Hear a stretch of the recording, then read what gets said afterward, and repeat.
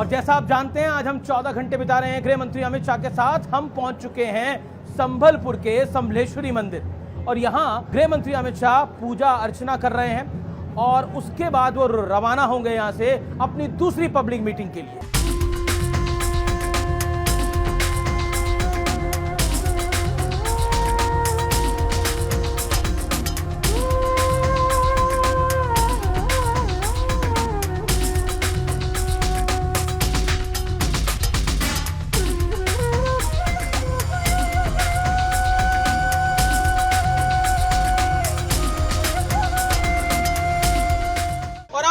हम पहुंच चुके हैं क्योजर में, जहां पर अमित शाह एक और जनसभा को संबोधित करेंगे। आज हम 14 घंटे यानी पूरा दिन बिता रहे हैं गृह मंत्री अमित शाह के साथ।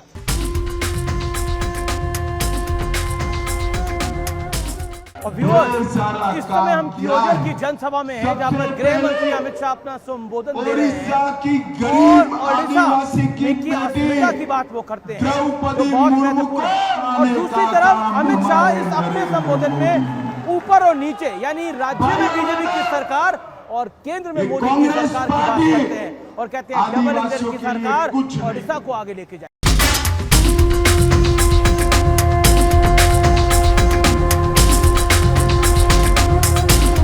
तो आज हमने दौरा किया क्योजर का गृह मंत्री अमित शाह के साथ। अमित शाह ने यहाँ पे एक जनसभा को संबोधित किया और अब चलते हैं उनके अगले पड़ाव।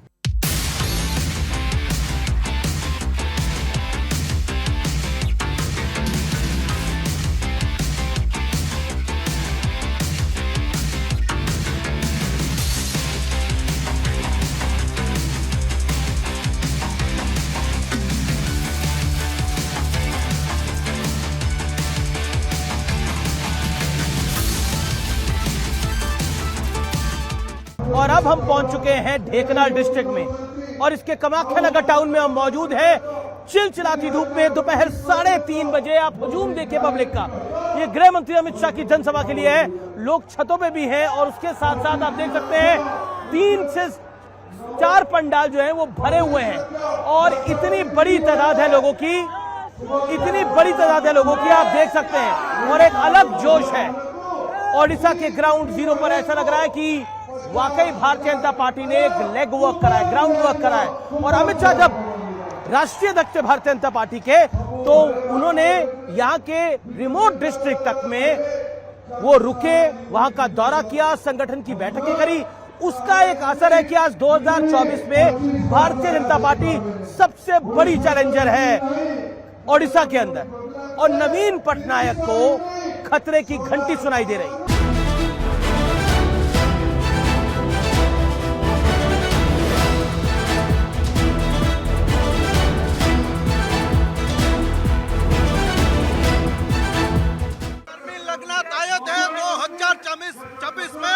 हम भाजपा का सरकार ओडिशा में करेंगे और वो तमिल को यहाँ से निकाल कर फेंक देंगे और लहराएंगे।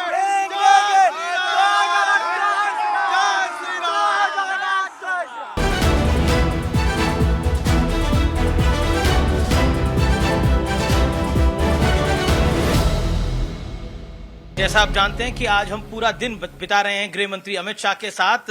अमित शाह जी, आपका अभिनंदन है न्यूज 18 पर। प्रचंड गर्मी है और आप 150 से ज्यादा रैली और रोड शो कर चुके हैं। माहौल क्या दिख रहा है देश का?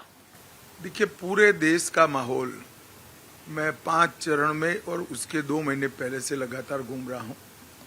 पूरे देश ने एक मन बना लिया है कि इस देश का सुकान, इस देश का पूरा सरकार चलाने का जिम्मा फिर से एक बार, तीसरी बार नरेंद्र मोदी जी के हाथ में देना है, फिर से प्रधानमंत्री बनाना है।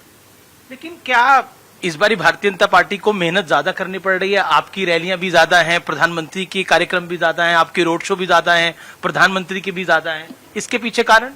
ज्यादा नहीं है, हर बार जितने ही है। और आपको जो दिख रहा है उसका एक अलग कारण है। हम इस बार बंगाल, उड़ीसा, तेलंगाना, आंध्र प्रदेश, तमिलनाडु और केरल, जो भारतीय जनता पार्टी के लिए विजय की दृष्टि से थोड़े अनछुए क्षेत्र थे, वहां पर इस बार हमें सफलता मिल रही। तो स्वाभाविक रूप से जब क्षेत्र बड़ा होता है तो रीच भी बढ़ानी पड़ती है। तो मुझे तो बहुत अच्छा लग रहा है कि एक क्षेत्र है जो मैं अध्यक्ष था तब हम लोगों ने सब शुरुआत करा था संगठन बनाने का। मोदी जी की लोकप्रियता का प्रभाव ही है कि आज वहां पर कमल खिल रहा है। मैं यहाँ के कार्यकर्ताओं से बात कर रहा था, वो कह रहे थे कि आप यहाँ पर बाय रोड ट्रैवल करते थे इस इलाके के अंदर, और 10 साल में अब आप नवीन बाबू को चैलेंज कर रहे हैं। देखिए, मैंने 14 से 19 में उड़ीसा के 15 जिले बाय रोड और होटल में रहे बगैर कार्यकर्ताओं के साथ बिताए। मैं कई बार आया हूँ एक मजबूत नींव के आधार पर, और मोदी जी की जो लोकप्रियता है वो लोकप्रियता को एनकैश कर पाए इस प्रकार का संगठन बाद में नड्डा जी ने टेक ओवर किया जी। तो इस प्रकार का संगठन जो बना है वो मुझे तो बड़ा आनंद है कि आज मोदी जी पर जो उड़िया जनता का भरोसा है, तेलुगु जनता का जो भरोसा है, वो देखकर मन में बहुत बहुत आनंद होता है। क्या आपको लगता है, क्योंकि आपने तेलुगु जनता की बात करी, तेलुगु स्टेट्स ओडिशा, क्या आपको लगता है इस बारी भारतीय जनता पार्टी यहाँ एक बड़ा सरप्राइज देने वाली है? प्रधानमंत्री ने मेरे साक्षात्कार में भी बोला एक बड़ा सरप्राइज आएगा दक्षिण भारत से। क्या तेलुगु स्टेट से और ओडिशा से भी एक बड़ा सरप्राइज आएगा अमित जी? कोई सरप्राइज नहीं है, अब सर्वविदित है, मतदान हो चुका है तेलुगु स्टेट्स में। आंध्र प्रदेश में हमारी एनडीए की सरकार बनने जा रही है। उड़ीसा में भी हम पूर्ण बहुमत के साथ सरकार बनाएंगे, इसमें कोई किंतु परंतु नहीं है, और 17 सीटें लोकसभा की भारतीय जनता पार्टी जीत रही है। जी, क्या आपको लगता है जो नवीन पटनायक भगवान जगन्नाथ के मुद्दे पर अब आपको घेर रहे हैं, आपके एक नेता के बयान पर, उसको आप किस तरह से देखते हैं? देखिए, आप थोड़ा दबदबा कर पूछ रहे हैं। संदीप पात्रा जी का बयान ये जुबान फिसलने का क्लासिक केस है। इन्होंने 25 जगह बाइट दिया, सब जगह कहा कि नरेंद्र मोदी जी प्रभु जगन्नाथ के अनन्य भक्त हैं। एक जगह जुबान फिसल गई। फिर भी सुबह मेरी संदीप पात्रा से बात हुई, फोन पर वो रो रहे थे, बड़ा पछतावा था। इन्होंने कहा कि साहब मैं 3 दिन तक उपवास करने वाला हूं और 3 दिन के बाद प्रभु जगन्नाथ का क्षमा मांगूंगा, मुझसे बड़ी गलती हो गई है। कोई व्यक्ति मन से जब पछतावा करता है और माफी मांगता है तो मैं नहीं मानता जगन्नाथ के दरबार में उसको माफी नहीं मिलेगी जी। और इसका एक गलती का परिमार्जन केवल और केवल जगन्नाथ ही कर सकते हैं, नवीन बाबू की पार्टी नहीं कर सकती। जी, राहुल गांधी ने खटाखट गरीबी हटाने की बात कही थी, इसको आप किस तरह से देखते हैं? क्या आपको लगता है ये एक पॉलिटिकल स्टेटमेंट है चुनावों के मौसम में? नहीं, पॉलिटिकल स्टेटमेंट नहीं है, सिर्फ खटाखट की व्याख्या मैं कर देता हूँ। इंदिरा गांधी जी ने गरीबी हटाओ का नारा दिया था 70 के दशक में जी। और हम है 2024 में, तो उनकी खटाखट की ये व्याख्या है। इंदिरा गांधी जी ने जो नारा दिया था वो अभी उनका पोता पूरा करने की बात कर रहे हैं। भाई, आपके नारों पर कौन विश्वास करेगा? तो गृह मंत्री अमित शाह के साथ आज हम पूरा दिन बिता रहे हैं, समझने की कोशिश कर रहे हैं कि उनके माइंड में कौन सा नंबर चल रहा है, वो भी हम आपको आगे बताएंगे। आप देखते रहिए हमारा ये वोट पथ गृह मंत्री अमित शाह के साथ।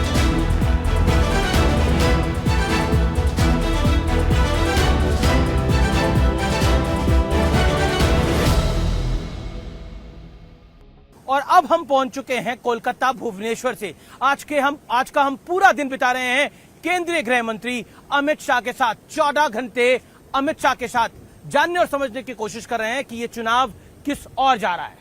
वोट पथ में आज हमने लगभग 14 से 15 घंटे बिताए केंद्रीय गृह मंत्री अमित शाह के साथ। उनके साथ हम करीब ओडिशा की 4 रैलियों में गए और फिर अब हम कोलकाता में हैं और रात के लगभग 11 बज रहे हैं जब हम ये संवाद कर रहे हैं। तो अमित जी, ये चुनाव आखिरी दौर में अब लगभग पहुंच चुका है, 5 चरण समाप्त हो गए हैं और आप दावा कर रहे हैं कि चौथे चरण के बाद ही बीजेपी को 270 के पार चली गई है। तो ये कॉन्फिडेंस है या ओवर कॉन्फिडेंस? मैं मानता हूं कि हमारी स्थिति काफी अच्छी है, हम 400 पार करेंगे। 2004 में यूपीए 1 की कांग्रेस की सरकार आई तो 145 सीटें उनकी आई और 2009 में जब सरकार रिपीट हुई तो 206 सीटों के साथ हुई। तो तीसरी टर्म की गवर्नमेंट थोड़ी टफ रहती है, हमने वर्ल्ड वाइड ये देखा है। क्या आपको लगता है अमित भाई कि बीजेपी के लिए ये आसान क्यों है? देखिए, ऐसे कोई ट्रेंड्स के आधार पर चुनाव के नतीजों का आकलन नहीं होता है। ट्रेंड्स की बात करनी है तो इस देश में 30 साल से हंग पार्लियामेंट चलती थी। 14 में पूर्ण बहुमत की सरकार आई, 19 में फिर पूर्ण बहुमत की सरकार आई। तो ट्रेंड्स तो तोड़े हैं हमने, कई बार तोड़े हैं, और इस बार भी तीसरी बार भारतीय जनता पार्टी की मोदी जी के नेतृत्व में पूर्ण बहुमत की सरकार आएगी और एनडीए 400 पार करेगा। क्या आपको लगता है, क्योंकि आप अपने भाषणों में बोलते हैं, प्रधानमंत्री मोदी भी कहते हैं कि इंडिया अलायंस जो है, इंडिया गठबंधन जो है, वो 5 साल में 5 प्रधानमंत्री देगा, और नहीं, पहले समझ लो भाई, हमने नहीं कहा है। इंडी गठबंधन के एक नेता ने कहा है कि हमारे पास अभी नेता नहीं है, हम बारी बारी एक साल सत्ता संभालेंगे। वो कहते हैं हमारे पास युवा भी है, हमारे पास बुजुर्ग भी है, हमारे पास हर वर्ग का नेता है, तो हम नेता तय कर लेंगे, सरकार बन जाए एक बारी। नहीं, वो नहीं, वहां तक नहीं रुकते।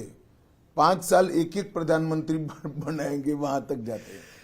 जी, क्या आपको लगता है कि प्रियंका गांधी ने एक अपने कार्यक्रम में बोला कि इस बार रायबरेली की जनता जो है वो सिर्फ एक सांसद नहीं चुन रही, वो प्रधानमंत्री को चुन रही है। क्या आपको लगता है विपक्ष भी थोड़ा कॉन्फिडेंट हुआ है बीते 5 चरणों में? तो रायबरेली की सीट जीतने के लिए शायद उन्होंने कहा होगा, वो भी जान रहे हैं, मुझे तो मालूम नहीं, मगर उनका वैकेशन का प्लान भी तय होगा 4 तारीख के बाद का। लेकिन उद्धव ठाकरे भी कह रहे हैं कि मैं तो मोदी जी को पूर्व प्रधानमंत्री कहा करूंगा, मैं तो शपथ ग्रहण का न्योता देता हूं अमित शाह जी को और प्रधानमंत्री मोदी को। चलिए, अच्छी बात है, अब 1 तारीख को सब चीजें दूध का दूध पानी का पानी हो जाएगा। शरद राव पवार और उद्धव ठाकरे की पार्टी, उनका आरोप है कि ये पार्टी को भारतीय जनता पार्टी ने तोड़ा, और वो ये मैसेज देने की कोशिश कर रहे हैं कि रियल पार्टी हम हैं और बीजेपी ने हमारे साथ हमारी पार्टी को तोड़ दिया है। देखिए, मुझे एक बात बताइए, अगर शरद पवार जी अजीत पवार को अपना वारिस घोषित करते तो पार्टी टूटती क्या? और उद्धव जी अपने बेटे की जगह एकनाथ शिंदे को आगे करते तो पार्टी टूटती क्या?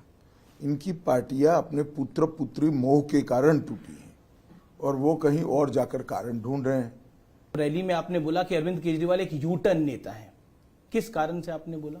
इन्होंने कहा था कि हम भ्रष्टाचार के खिलाफ लड़ाई लड़ रहे हैं, पॉलिटिक्स में कभी नहीं आएंगे, और फिर पॉलिटिक्स में आगे पार्टी बनाई। अन्ना बेचारे डालेगांव सिद्धि चले गए, फिर कहा मैं कभी मुख्यमंत्री नहीं बनूंगा, 3 बार मुख्यमंत्री बन गए।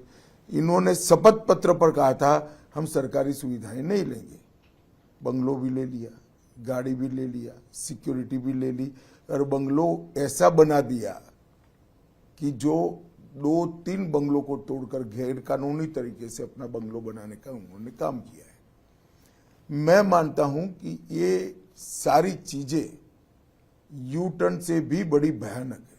उन्होंने कांग्रेस के करप्शन के खिलाफ बात करी, उन्होंने कहा कि मैं आऊंगा तो शीला दीक्षित के करप्शन में वो जेल में जाएगी। आज वही कांग्रेस के साथ मिलकर वो हमारे सामने चुनाव लड़ रहे हैं। तो सीरीज ऑफ यू टर्न लेने का काम श्री केजरीवाल ने किया। अरविंद केजरीवाल अपनी रैलियों में अक्सर कहते हैं कि 2 जून के बाद मैं जेल जाऊंगा नहीं जाऊंगा, ये तय करेंगे 4 जून के नतीजे। इंडिया अलायंस अगर सरकार में आता है तो मुझे जेल नहीं जाना पड़ेगा। जहां तक मेरी समझ है, उनको 1 जून को ही जाना है, सरेंडर करना है, तो 4 जून को तो वो जेल में ही होंगे। लेकिन आपने भी एक स्टेटमेंट दी कि ये स्पेशल ट्रीटमेंट है। नहीं, मैंने तो जजमेंट के बारे में जी, केजरीवाल जी के बारे में नहीं किया है। क्यों आपको लगता है कि जजमेंट खास है? देखिए, किसी भी व्यक्ति को अपने कामकाज के लिए इस तरह से इंटरिम बेल नहीं मिला है। मानो कोई चार्ट अकाउंटेंट होगा, कोई इंडस्ट्रियलिस्ट होगा, कोई किसान की बुआई का समय हुआ होगा, कोई हज्जाम की दुकान चला रहा होगा, तो उनके भी तो कामकाज है। क्या आपको लगता है कि आप बार बार राम मंदिर का जिक्र लेकर आते हैं, प्रधानमंत्री राम मंदिर का जिक्र लेकर आते हैं, आपके कार्यकर्ता नेता राम मंदिर के नारे लगाते हैं, ऑपोजिशन का मानना है कि बीजेपी राम मंदिर को भी पॉलिटिसाइज कर रही है और कैश करना चाहती है 2024 के लोकसभा चुनाव में? देखिए, ये मुद्दा तब खड़ा होता है जब इन्होंने राम मंदिर की प्राण प्रतिष्ठा में हिस्सा नहीं लिया। अगर वो ले लेते तो वहीं पर बात समाप्त होनी। उनको देश की जनता को बताना चाहिए कि राम मंदिर की प्राण प्रतिष्ठा में वो लोग क्यों नहीं गए। ये एपीसमेंट की पॉलिटिक्स करने के लिए नहीं गए। इसलिए बार बार ये मुद्दा चुनाव में मुद्दा बन जाता है। जी, आप अपनी रैलियों में अक्सर बात करते हैं और कहते हैं, आरोप लगाते हैं कि विपक्ष जो है वो इस देश को शरिया के हिसाब से चलाना चाहता है। ये हमारी बात नहीं है, उन्होंने ही कहा है, अपने घोषणा पत्र में कहा है कि हम पर्सनल लॉज को इंट्रोड्यूस करेंगे। तो पर्सनल लॉ कौन सा है भाई? एक ही है, मुस्लिम पर्सनल लॉ। लेकिन कांग्रेस से मैंने सवाल पूछा, उन्होंने बोला मिस रिप्रेजेंट कर रही है भारतीय जनता पार्टी हमारे घोषणा नहीं पत्र तो वो को। पर्सनल लॉज के क्या कहना चाहते हैं, उसकी स्पष्टता करे देश की जनता के सामने कि हम मुस्लिम पर्सनल लॉ की बात नहीं कर रहे हैं। उनको कर देनी चाहिए स्पष्टता। लेकिन फिर आप भी तो अपना वोट बैंक साध रहे हैं इससे। नहीं, वोट बैंक कहां से सदेगा हमारा? मुस्लिम वोट बैंक वो साधने का प्रयास करें। हम तो आप दूसरा, मेरा सवाल है, आप ऐसा नहीं है भाई। उनके घोषणा पत्र में जो चीज है, इसको हम जनता के सामने रख रहे हैं। बंगाल में ममता दीदी के गढ़ को इस बार आप बहुत बड़े तरीके से चैलेंज कर रहे हैं। कई ओपिनियन पोल्स ने तो बताया कि बीजेपी का नंबर पिछली बारी से बढ़ सकता है। लेकिन क्या आपको लगता है संदेश खली एक बड़ा टर्निंग पॉइंट रहा बंगाल के इलेक्शन का? संदेश खाली चुनावी मुद्दा नहीं है जी। एक महिला मुख्यमंत्री के नाक के नीचे सालों तक धर्म के आधार पर महिलाओं का शोषण होता रहे और महिला मुख्यमंत्री इसलिए कुछ न करे कि शोषण करने वाले इनके कार्यकर्ता हैं, इनकी वोट बैंक का हिस्सा है। इससे ज्यादा शर्मनाक बात कोई हो ही नहीं सकती। ये इलेक्शन का मुद्दा नहीं है, ये देश की सुचिता का मुद्दा है। शासन किस तरह से चलना चाहिए? आपकी वोट बैंक को एड्रेस करने के लिए महिलाओं का आप शोषण करने दोगे? हम निश्चित रूप से इस मुद्दे को इलेक्शन के समय में भी और इलेक्शन के बाद भी बंगाल की जनता के बीच में ले जाएंगे। अक्सर आप बंगाल में अपनी रैलियों में ममता बनर्जी का जो नारा है माँ माटी मानुष, उसको आप बदलते हैं और कहते हैं कि अब मुल्ला मदरसा और माफिया की खातिरदारी हो रही है। क्यों? एक बंगाल के युवा ने मुझे भेजा था जी, मेरे पास व्हाट्सएप मैंने सेव कर रखा है जी। तो ये तो जनता की फीलिंग है। क्या आपको लगता है कि सीए के नाम पर, क्योंकि आप देश की गृह मंत्री भी है, सीए के नाम पर इस देश के एक बड़े तबके को, अल्पसंख्यकों को डराया जा रहा है? बंगाल में कहा जा रहा है कि अमित शाह अगर जीत गया, यानी बंगाल में अगर भारतीय जनता पार्टी जीत गई तो सीए लागू होगा और चुन चुन के निकाला जाएगा। सीए वैसे भी लागू होगा और सीए किसी को निकालने का कानून है ही नहीं। सीए भारत सरकार का कानून है, देश की संसद ने पारित किया है और पूरे देश में वो अप्लाई हो रहा है। एक मुद्दा जो कि भारतीय जनता पार्टी वहां पर उठा रही है वो है कि ओडिशा में ऑफिसर वर्सेस पॉलिटिशियन को मुद्दा बना रही है। क्या आपको ऑफिसर से समस्या है? मुझे कोई समस्या नहीं है। उड़िया जनता के अंदर ये समस्या है जी कि उड़ीसा पर तमिलनाडु से आए हुए ऑफिसर कैसे शासन कर सकते हैं, एज अ अफसर नहीं, as a politician, as a मुख्यमंत्री। और वहां पर जनता में उड़िया प्राइड का मुद्दा बना हुआ है। अब उड़ीसा की जनता ने तय करना है। हम तो जनता की आवाज को रिप्रेजेंट कर रहे हैं। और उड़ीसा में को लेकर आप कितने कॉन्फिडेंट हैं? विधानसभा इलेक्शन भी है, उधर लोकसभा इलेक्शन भी है, सीटों का नंबर? देखिए 17 से ज्यादा सीटें भारतीय जनता पार्टी की लोकसभा में आएगी और हम निश्चित रूप से वहां पूर्ण बहुमत की सरकार बनाएंगे। जी। मैं कश्मीर की बात करते देता हूं। कश्मीर में नरेंद्र मोदी की सरकार ने बहुत काम किया है और इस बार बम्पर वोटिंग भी हुई है।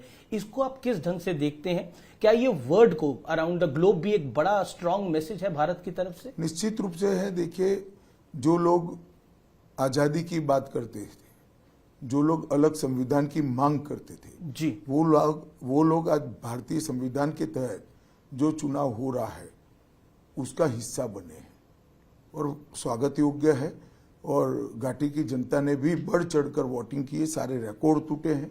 पिछले कई सालों के 33 सालों में सबसे ज्यादा वोटिंग अब हुई है। तो मैं मानता हूं ये बहुत अच्छी बात है। कश्मीर के लिए भी अच्छी है, देश के लिए भी अच्छी। जी। बार बार आप एक मुद्दा उठाते हैं अपनी रैली में, पीओके का। पीओके को आप कहते हैं ये भारत का हिस्सा है। क्या आप इसको पॉलिटिकल इशू बनाना चाहते हैं? 2024 के चुनाव का बना दिया है आपने? अरे पॉलिटिकल इश्यू नहीं है। आप क्या मानते हो पीओके भारत का हिस्सा नहीं है? भारत का ही है भाई। ये भारत की संसद का प्रस्ताव है कि पाक ऑक्यूपाई कश्मीर भारत का हिस्सा है। इसमें पॉलिटिकल क्या है?